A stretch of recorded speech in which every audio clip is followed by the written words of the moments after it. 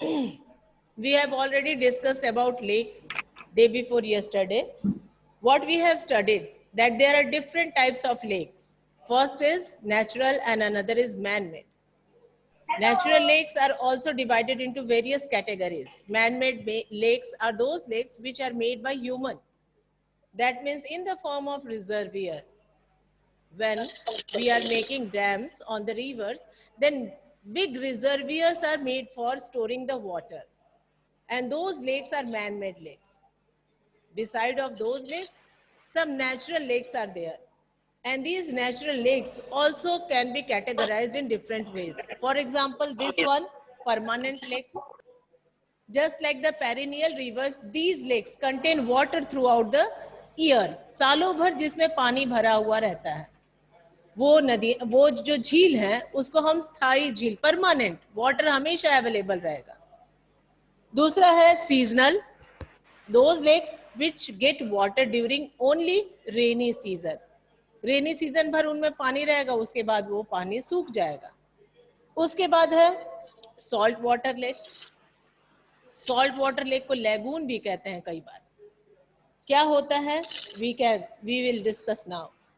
And another is fresh water lake. पहला salt water lake, नमकीन खारे पानी का झील, और फिर फ्रेश वाटर लेक, ताजा पानी का झील. दैट मीन्स जिसको हम लोग पीते हैं, सॉफ्ट वाटर, मीठे पानी का झील, मीठे पानी का झरना, तुम लोग सुनते होगे. और फिर एक है ऑक्सबो लेक भी है.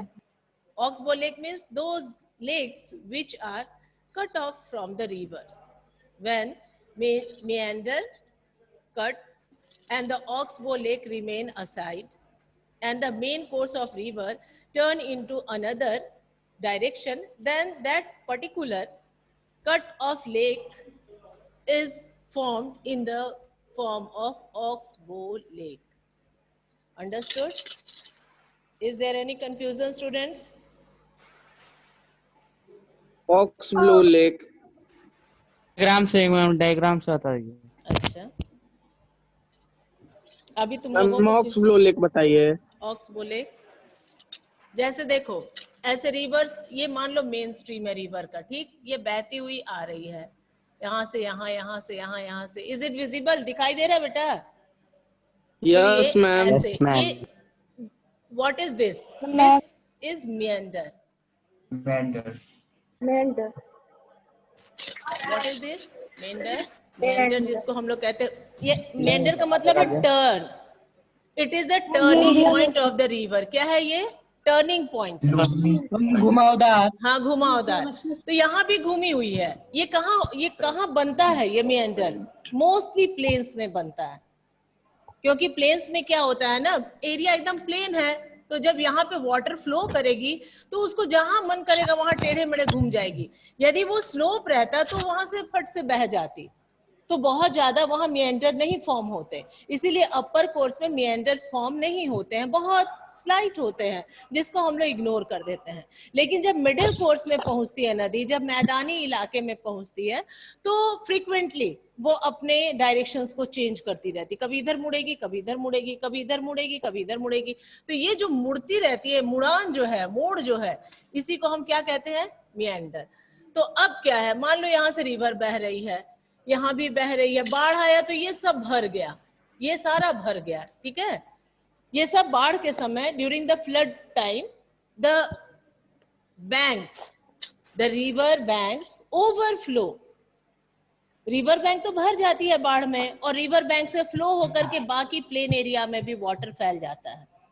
जब ये वाटर प्लेन एरिया में भी आ जाता है, इधर इधर भी आ गया, तब तक क्या होता है कि फिर कभी कभार इतना ज्यादा वाटर का फोर्स होता है कि ये वाटर जो है वो यहीं से इसमें ही मर्ज हो जाती है. ठीक, और यहाँ पर जो उसके सेडिमेंट्स थे वो जमने लगते हैं, जम जाते हैं. क्या? Sediments, small particles. और जो ये रिवर का कोर्स था वो ऐसा हो गया, ये यहाँ के बजाय ये यहाँ पे सेडिमेंट्स जमने लगे, और ये एरिया जो है ये कट करके ये ऐसा रिवर का, अब इसके बजाय इधर काट दी, अब इसका फोर्स ऐसा हो गया और फिर ऐसा हो गया. तो अब ये क्या होगा, फिर सेडिमेंट्स ये जमना शुरू होंगे, जमते जमते जमते जमते जमते जमते क्या होगा, ये एक इसको सेपरेट करने वाला एक डिवाइड बन जाएगा. और यहाँ से ये एरिया जो है ये सेपरेट हो जाएगा, और ये एरिया जो है इस शेप में ही अब क्या होगी, धीरे धीरे ये पानी सिकुड़ने लगेगा, ये पानी सिकुड़ने लगेगा, यहाँ भी मिट्टी जमने लगेगा, और ये क्या होगी, ऐसे करके ये फॉर्म हो जाएगा। कैसा, वो धनुष की तरह। और ऑक्स का मुंह भी ऐसा ही होता है, बैल का मुंह देखे हो ना, इसी तरह से होता है। तो ये अब यहाँ पे तो मिट्टी जम गई, और यहाँ से जो एरिया ये मेंढर का था ये सेपरेट हो गया। ये रिवर के कोर्स में नहीं है, ये सब क्या है, ये रिवर है, ये क्या है, रिवर। मैम जो और फिर यहाँ ये भी क्या हो गया, क्या? हाँ बेटा क्या बोल रहे हो, ये भी रिवर है, ठीक। ये तो सॉरी, ये वाटर है और ये रिवर का वाटर है, ये बीच में क्या हो गया, ये हो गया लैंड, ये पट गया और ये रास्ता छूट गया। तो अब इस तरीके से जब किसी भी लेक का फॉर्मेशन होता है due to the depositional feature of the river, then those lakes are known as oxbow lake. Clear? समझ आया बेटा? यस जो लेक होता है मैम, उसमें इसकी क्वालिटी होगी ना कि इसे लेक क्यों कहते हैं। जैसे मैम, जैसे नहीं तो किसी भी सी है उसे कैस्पियन सी हो मैम, उसे लेक कहते हैं क्यों मैम? जैसे कैस्पियन सी भी लेक है, it is very big volume of water, that is also a big water body. जब कोई भी वाटर बॉडी जो है जिसमें वाटर स्टैग्नेंट रहता है, रुका हुआ रहता है, और जो सी है वो भी एक तरह के लेक ही हैं जो बहुत ज्यादा बड़े हो गए, उनको हम लोग सी कहते हैं, यानी वाटर वहां पे आकर के इकट्ठा हुआ रहता है। कैस्पियन सी को भी कहते हैं, ठीक बोल रहे हो। ब्लैक सी भी है, वो भी एक तरह का लेक ही है, क्योंकि उसके इर्द गिर्द जमीन है, land is surrounded that particular water body, ठीक है। बहुत बड़े वाटर बॉडीज है, लेकिन अगल बगल में क्या है, लैंड का पार्ट है, लैंड, इसीलिए उसको हम लेक कहते हैं। और यदि वो डायरेक्ट ओशन में मिल जाता तो वो सी हो जाता, सी का कोस्ट हो जाता, लेकिन अब यहाँ पे कैस्पियन सी को हम लोग सी इसलिए कहते हैं क्योंकि बहुत ज्यादा अमाउंट में उसमें वाटर है, और वो भी सॉल्टी वाटर है जस्ट लाइक सी, तो हम लोग उसको सी के ही रूप में जनरली जानते हैं, लेकिन एक तरीके से वो भी एक बहुत बड़ा बिग लेक ही है, ठीक। कंटिन्यू किया जाए बेटा, let us continue the lesson, is it Yes, clear? ma'am. ठीक है बेटा, हाँ बेटा बोलो, हाँ बोलिए, do you want to ask anything? Okay, let us continue. We were studying on the page number 22. What is here given? The student was asking that lakes of large extent, जो lakes बहुत ज्यादा बड़े हो जाते हैं, are called seas. उनको हम समुद्र भी कहते हैं, just like Caspian, Dead Sea, Aral Sea, Black Sea, all these seas are a kind of lakes also. India has many lakes, Bharat के पास बहुत सारी झीलें हैं। These differ from each other in size and other characteristics. इनकी जो विशेषताएं हैं, इनके जो आकार हैं, वो सब एक दूसरे से भिन्न है, अलग अलग है। Most permanent number ma'am, page number बोले तो 22 बेटा। म्यूट करो, म्यूट योरसेल्फ, वरना म्यूट करना पड़ेगा, फिर पूछ नहीं पाओगे।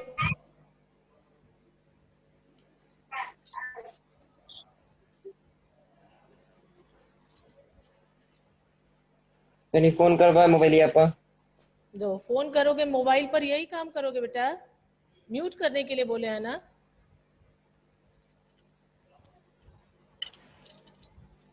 सम contain water during the rainy season, कुछ ऐसे लेक्स हैं जिसमें केवल बरसात के सीजन में ही, बरसात के ही मौसम में क्या होता है, बारिश जब होती है तो उनमें वाटर कलेक्ट हो जाता है, और वो केवल रेनी सीजन में ही हमें दिखाई देते कि हाँ वाटर है इसमें और ये लेक है। लेकिन कुछ ऐसे भी लेक हैं जिसमें हमेशा सालों भर वाटर रहता है, और वो परमानेंट लेक्स हैं। जिसमें केवल रेनी सीजन में होता है वो सीजनल लेक्स हो जाते हैं। Like the lakes in the basins of inland drainage of semi-arid regions, there are some lakes which are the result of the action of glaciers and ice sheets. कुछ ऐसे भी lakes हैं जो glaciers और ice sheets से बनते हैं और ये सब generally fresh water lake होते हैं, while others have been formed by wind, river action and human activities. कुछ ऐसे भी होते हैं जो हवा से भी बनते हैं और रिवर के एक्शन से भी बनते हैं और ह्यूमन एक्टिविटीज से भी बनते हैं। हवा से अब कैसे लेक बन जाएगा?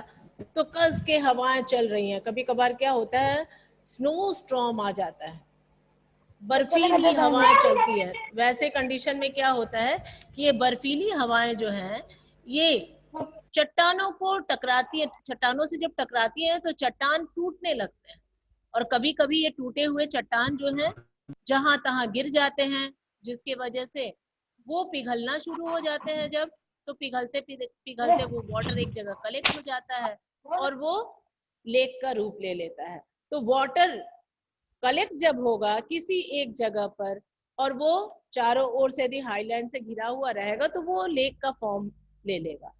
ऐसे कंडीशन में हम उसको देखते हैं कि उसका फॉर्मेशन कैसे होता है, विंड के द्वारा भी होता है, प्लस रिवर एक्शन, नदियां जब बहती हैं अपने साथ साथ कई चट्टाने लाती हैं, बहा करके चट्टाने टूट जाती हैं, बिखर जाती हैं, आपस में एक दूसरे से टकराती हैं, जहां से चट्टान हटते हैं वहां गड्ढा हो जाता है।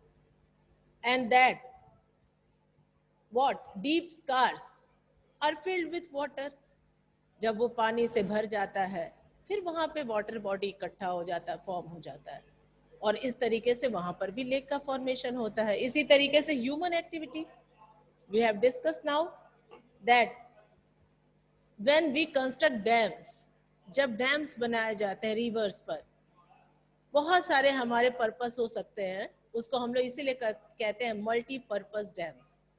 चाहे उसको हम लोग हाइड्रो इलेक्ट्रिसिटी के लिए बनाएं या उससे हम लोग इरिगेशन के लिए बनाएं या उसको रिक्रिएशन के लिए बनाएं, झील तालाब लोग जाते हैं ना नेविगेशन के लिए, इंजॉय करने के लिए, टूरिस्ट स्पॉट के रूप में भी उसको डेवलप किया जाता है, चाहे किसी भी पर्पस से बने।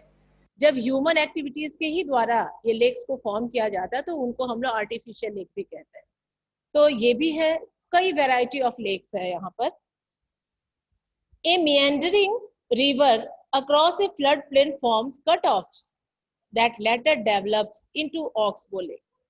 अभी जिसको हमने एक्सप्लेन किया, तुम लोगों ने जिसे देखा कि ऑक्सबो लेक का फॉर्मेशन कैसे होता है, तो वो जब मियांडर्स हैं और वो जब मियांडर्स कट जाते हैं, मियांडर्स जो टर्निंग पॉइंट्स है रिवर्स की, जो प्लेन एरिया में वो कन्वर्ट हो जाती हैं, अपना डायरेक्शन टर्न कर देती है।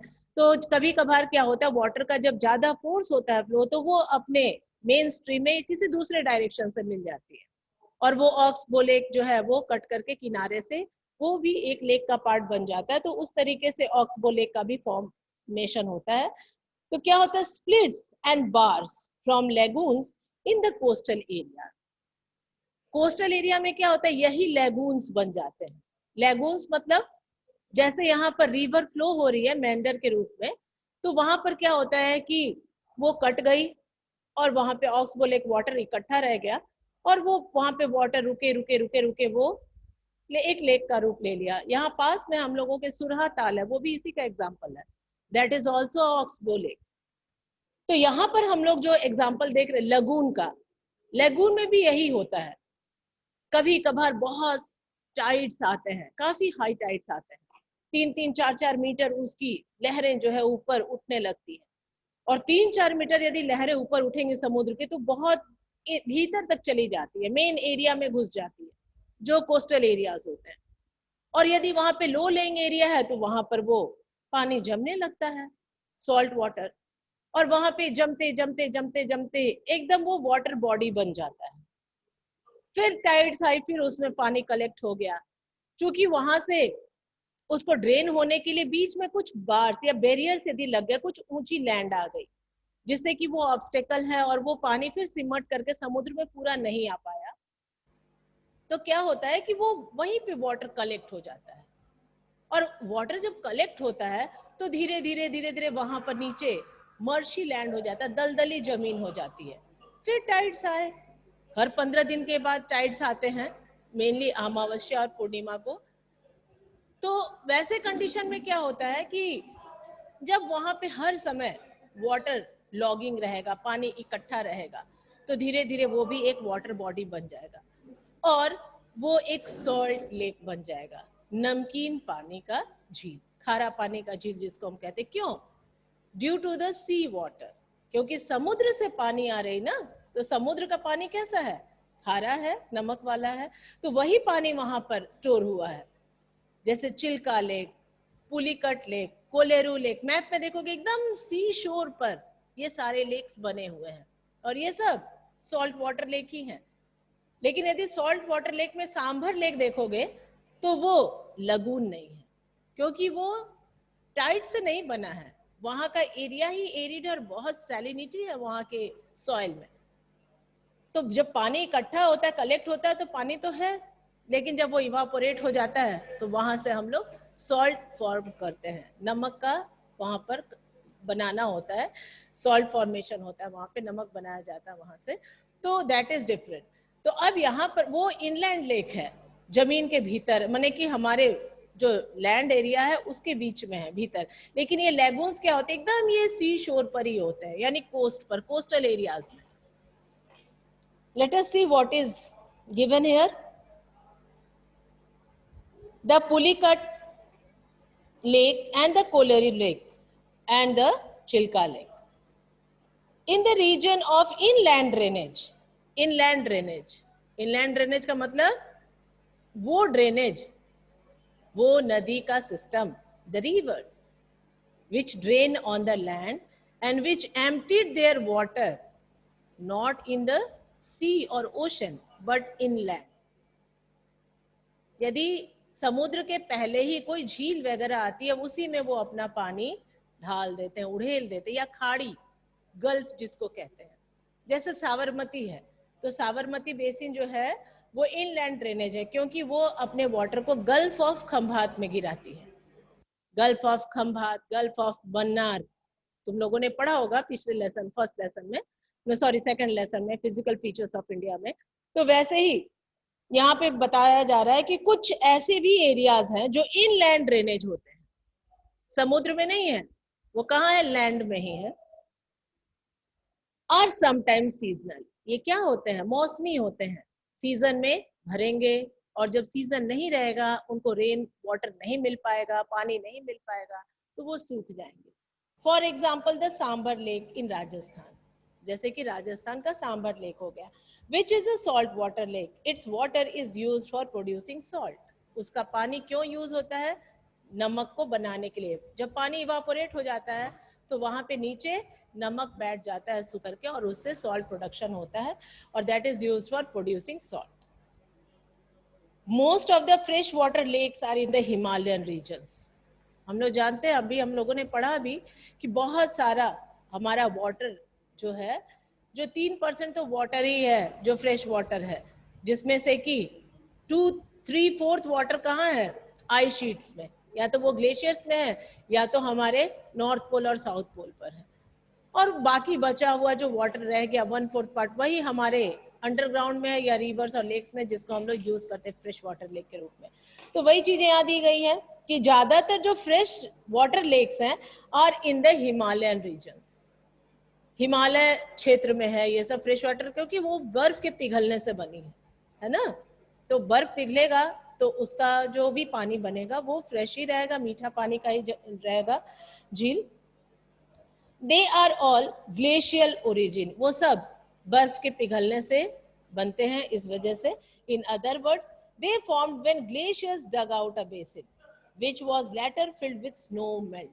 यदि ग्लेशियर वहां से खिसक गया, हिम नदी उसको कहते हैं, बर्फ के ही बड़े बड़े पार्ट होते हैं जो सरकते चले आते हैं और आगे आकर के वो नदी की तरह बहने लगते हैं जब वो मेल्ट हो जाता है।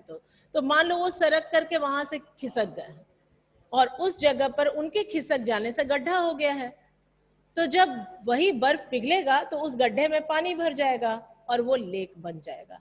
तो इस तरीके से भी ग्लेशियर एक्टिविटीज से भी, ग्लेशियल एक्टिविटीज से भी जब लेक का फॉर्मेशन होता है तो वहां पे हम लोग देखते हैं फ्रेश वाटर लेक ही बनता है generally. The Uller Lake in Jammu and Kashmir, in contrast, is the result of tectonic activity. अब तुम लोग देख रहे हो कि हिमालयन रीजन में ज्यादातर लेक्स कैसे हैं, ग्लेशियल एक्टिविटीज से बने. तो उलर लेक जो है that is also the biggest lake in India. Bharat की सबसे बड़ी झील है. वो कहाँ है? जम्मू कश्मीर में है. तो यदि तुम ये सोचोगे कि जम्मू और कश्मीर में है तब तो वो भी ग्लेशियल एक्टिविटी से ही बना होगा, लेकिन आपको यहाँ ध्यान रखना है कि यह टेक्टोनिक एक्टिविटी से बनी है. You have studied in the previous lesson that due to the convergence of tectonic plates, the vacant area is filled with water, and such type of activity was responsible for the formation of Uller Lake. It is the largest freshwater lake in India. The Dal Lake, the Bhimtal, Nainital, Loktak and Barapani are some other important freshwater lakes. ये सब कुछ दूसरे उदाहरण हैं freshwater lakes के. Apart from natural lakes, the damming of the rivers for the generation of hydel power has also led the formation of lakes such as Guru Gobind Singh. This is constructed on Bhakra Nangal Dam, and this is also known as the human-made lake, that means artificial lake. I think we all have studied this.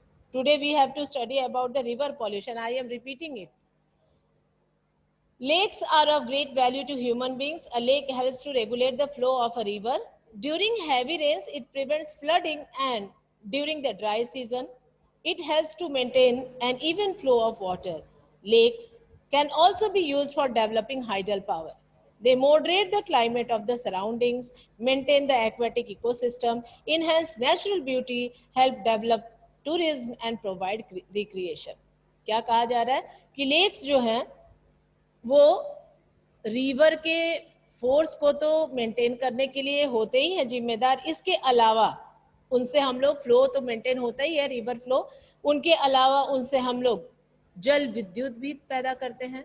जल विद्युत means hydel power, जो बिजली पानी से बनाया जाता है. तो जल से जो विद्युत यानी कि इलेक्ट्रिसिटी जब हम वाटर से प्रोड्यूस करते हैं तो उसको हम लोग जल विद्युत यानी कि हाइडल पावर इलेक्ट्रिसिटी कहते हैं. और they moderate the climate of the surroundings. जहां भी लेक रहेगा आसपास का वातावरण वहां पर ऑटोमेटिकली मॉडरेट रहेगा. बहुत गर्मी भी नहीं होगी क्योंकि जो वाटर वेपर उसके राइज अप होंगे वो एटमॉस्फेयर में मिल जाएंगे. और बहुत यदि सर्दी भी होगी तो भी उसका वाटर वेपर जो है वो थोड़ा सा गर्म बनाए रखेगा वातावरण को. जैसे सी के आसपास का एरिया मॉडरेट टाइप का होता है, जैसे हमारा पेनिनसुलर रीजन जो है वहां पे लू नहीं चलती है और बहुत वहां पर कोल्ड वेव्स भी नहीं चलते हैं. कोल्ड वेव्स मीन्स जो शीत लहरी है वहां नहीं चलती है ड्यू टू द सी, समुद्र के नजदीक रहने से. इसी तरीके से जहां भी जो ये लेक्स हैं वो भी इस तरीके से क्लाइमेट को मेंटेन रखते हैं. The moderate climate of the surroundings maintain the aquatic ecosystem, और जो भी उसके अंतर्गत जीव जंतु हैं उनको भी बनाए रखती है और साथ ही साथ वो नेचुरल ब्यूटी प्राकृतिक सुंदरता को भी बनाए रखती है और टूरिज्म को भी मदद करती है. लोगों के मनोरंजन का भी साधन बनती है. वहाँ जो लोग जाते हैं नौकायन करते हैं, जाके घूमते हैं, बोटिंग करते हैं, फिर कई तरह के गेम्स प्ले करते हैं, वाटर गेम्स जो होते हैं, तो ये सब इंजॉयमेंट के लिए भी होता है. वहाँ उनका मनोरंजन होता है, रिक्रिएशन होता रहता है. अब roles of the rivers in the economy. Economy में रिवर का रोल क्या है? तो rivers have been of fundamental importance throughout the human history. Water from rivers is a basic natural resource essential for various human activities. Therefore, river banks have attracted shelters from ancient times. These settlements have now become big cities. Make a list of cities in your state which are located on the bank of a river. हम लोगों ने देखा है कि पुरानी जितनी भी civilisations हैं, पुरानी सभ्यताएं, वो अक्सर नदियों के ही किनारे बसी हैं. जो भी सिविलाइजेशन, चाहे उसको हम लोग पढ़े इंडस वैली सिविलाइजेशन पढ़े, चाहे इजिप्टियन सिविलाइजेशन पढ़े, चाहे हम लोग मेसोपोटामियन सिविलाइजेशन पढ़े, ये सब कहीं ना कहीं होंग हो चाइना की, ये सारी सिविलाइजेशंस कहीं ना कहीं नदी के किनारे ही सेटल्ड मिलती हैं। यानी कि जहां नदी होगी, जहां वाटर अवेलेबिलिटी होगी, वहीं आदमी भी सेटअप होगा, क्योंकि उसको वाटर की बहुत जरूरत रहती है। और due to the importance of the water, the human being want to settle nearby the water sources, nearby the river courses.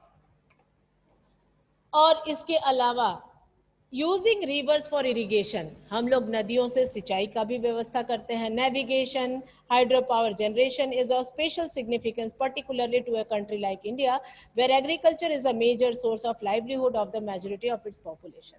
Bharat जैसे विशालकाय देश के लिए, जहां पर हमारा मुख्य पेशा कृषि है, यहाँ पर तो हम लोगों को नदी की काफी आवश्यकता है। यहाँ से हम लोग इरिगेशन भी करते हैं, नेविगेशन भी करते हैं, हाइड्रो पावर जनरेशन भी करते हैं, तरह तरह के ऑक्यूपेशन में हम लोग लगे हुए होते हैं due to the rivers, and these are also very important for the economy of our country India. What do you mean by river pollution? River pollution किसे कहते हैं? तो रिवर पॉल्यूशन में जब भी बहुत ज्यादा कूड़ा कचरा गंदगी जब डंप कर दी जाती है तो वो वाटर टॉक्सिक हो जाता है, जहरीला हो जाता है, हमारे यूज के लायक नहीं रहता है, और वो उस रिवर को हम लोग पॉल्यूटेड कहते हैं।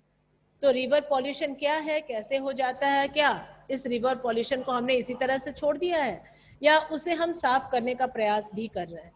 तो गवर्नमेंट इसके लिए भी कई स्टेप्स उठा रही है, और उसके साफ सफाई की जिम्मेदारी हमारी भी है। जब तक हम लोग आम नागरिक, आम आदमी रिवर को साफ करने की जिम्मेदारी नहीं उठाना चाहेगा, तो किसी के सफाई करने के बाद वो साफ नहीं रह पाएगी। We have also to contribute for the cleaning of those rivers which are the main lifeline of our human being as well as our economy also. The growing domestic, municipal, industrial and agricultural demand for water from rivers naturally affect the quality of water. जितना ही ज्यादा हम लोग चीजों को इस्तेमाल करते हैं और जब वो बेकार हो जाते हैं तो उसको रिवर में थ्रो कर देते हैं, तो इससे क्या होता है, जितना भी हम लोग यूज करते चले जाते हैं और उसमें कूड़ा कचरा डालते चले जाते हैं, तो वो रिवर को पॉल्यूट करना शुरू कर देता है। As a result, more and more water is being drained out of the rivers, reducing their volume. कूड़ा कचरा तो हम फैला ही रहे हैं, डाल ही रहे हैं उसमें, साथ ही साथ उसमें का जो अच्छा पानी है वो भी हम निकाल लेते हैं, जिससे कि मेन रिवर का जो वॉल्यूम है वो कम हो जाता है, और उसके जगह पर हमारे कूड़े कचरे, नालियों की पानी, रिसीवर का पाइपलाइन और ज्यादा बहुत सारे इंडस्ट्रियल इफ्लुएंट्स उसमें मर्ज कर दिए जाते हैं। तो जितना वॉल्यूम हमने वाटर का निकाला, उतना वॉल्यूम उसमें इन गंदी चीजों को उड़ेल दिया, जिससे कि उसका सेल्फ क्लींजिंग कैपेसिटी जो है वो भी खत्म हो जाता है। On the other hand, a heavy load of untreated sewage and industrial effluents are emptied into the rivers. This affects not only the quality of water, but also the self-cleansing capacity of the river. For example, given the adequate stream flow, the Ganga water is able to dilute and assimilate pollution loads within 20 km of large cities. देखो example के लिए यहाँ दिया गया है कि एक गंगा नदी जो है उसके अंदर इतनी क्षमता है कि कितने भी बड़े बड़े शहर हों, 20 किलोमीटर तक के बड़े बड़े शहरों का प्रदूषण वो खुद से खुद उसको साफ कर लेती है। उसके वाटर में इतना अच्छा क्वालिटी है। जैसे हम लोग एक्वागार्ड लगाते हैं या आरओ सिस्टम लगाते हैं या कोई भी वाटर को प्यूरिफाई करने के लिए अपने घर में कोई भी एक इक्विपमेंट लगा के रखते हैं जिससे कि हम लोग फ्रेश वाटर पिए, फ्रेश वाटर यूज करें, तो उसी तरीके से गंगा में खुद ब खुद नेचुरल उसके अंदर कैपेसिटी ऐसी है कि वो वाटर को क्लींस कर देती है, साफ कर देती है। लेकिन उसकी जो क्षमता है उसको भी हम लोग बर्बाद कर देते हैं, क्योंकि मान लो उसके अंदर जो क्षमता है वाटर को क्लीन करने का, उसमें का जो मेन वाटर है उसी को हम लोग निकाल लेते हैं for supply of water by the municipalities और म्युनिसिपल कॉर्पोरेशन। नगर निगम के द्वारा, नगर पालिकाओं के द्वारा उस वाटर को निकाल लिया जाता है लोगों को पानी का सप्लाई करने के लिए। जो टैप वाटर आता है म्युनिसिपैलिटी का, वो वही वाटर को वो लोग कलेक्ट कर लेते हैं, उसको थोड़ा सा प्यूरिफाई करते हैं और फिर वो सबके घर में सप्लाई कर देते हैं। तो उसमें का बहुत बड़ा वॉल्यूम निकाल लिया गया और उसके जगह पे उतना कूड़ा कचरा डाल दिया गया, तो उसका जो सेल्फ क्लींजिंग कैपेसिटी था वो तो बिल्कुल आधा हो गया। फिर आगे चली वो नदी, फिर आगे से उसकी जो वाटर है उसको फिर निकाल लेते हैं, तो फिर उसकी जो असली क्लींजिंग कैपेसिटी थी वो और कम होती गई और उसमें कूड़ा कचरा मिल जाता है। लास्ट तक होते होते क्या होता है कि उसकी जो मेन वाटर थी वो तो निकलते निकलते मात्र 8-10% रह जाती है, और बाकी सारा वाटर का जो वॉल्यूम है वो उसमें कूड़ा कचरा और जो भी हमारे डंपिंग चीजें हैं, चाहे वो इंडस्ट्रियल इफ्लुएंस के रूप में हो, एग्रीकल्चरल जो पेस्टिसाइड इंसेक्टिसाइड जो है बारिश में बह बह करके नदियों में जाके मिल रहे हैं, उसके बाद हमारे डोमेस्टिक यूजेस की जो चीजें वो सब उसमें मिलते मिलते सीवर लाइंस पाइप लाइंस ये सारी चीजें जो है उसमें जा करके मिलके उसको बिल्कुल डिटोरिएट कर देती है, जिससे उसकी क्लींजिंग कैपेसिटी समाप्त हो जाती है और रिवर पॉल्यूटेड होने लगती है, और इतनी पॉल्यूटेड होने लगती है कि अब कितने दिनों से हम लोग उसकी सफाई का कार्यक्रम चला रहे हैं लेकिन अभी तक पूरी तरीके से उसे हम साफ नहीं कर पाए हैं। प्रयास जारी है,